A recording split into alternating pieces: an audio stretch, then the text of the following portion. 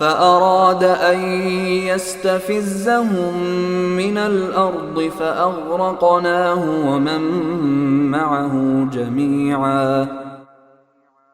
پھر فرعون نے یہ ارادہ کیا تھا کہ ان سب بنو اسرائیل کو اس سرزمین سے اکھاڑ پھینکے، لیکن ہم نے اسے اور جتنے لوگ اس کے ساتھ تھے ان سب کو غرق کر دیا۔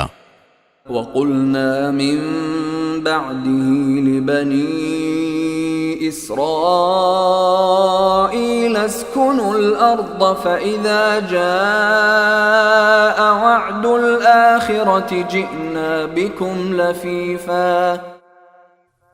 اور اس کے بعد بنو اسرائیل سے کہا کہ تم زمین میں بسو، پھر جب آخرت کا وعدہ پورا ہونے کا وقت آئے گا تو ہم تم سب کو جمع کر کے حاضر کر دیں گے۔ وَبِالْحَقِّ أَنزَلْنَاهُ وَبِالْحَقِّ نَزَلَ وَمَا أَرْسَلْنَاكَ إِلَّا مُبَشِّرًا وَنَذِيرًا۔ اور ہم نے اس قرآن کو حق ہی کے ساتھ نازل کیا ہے اور حق ہی کے ساتھ یہ اترا ہے، اور اے پیغمبر ہم نے تمہیں کسی اور کام کے لیے نہیں بلکہ صرف اس لیے بھیجا ہے کہ تم فرما برداروں کو خوشخبری دو اور نافرمانوں کو خبردار کرو۔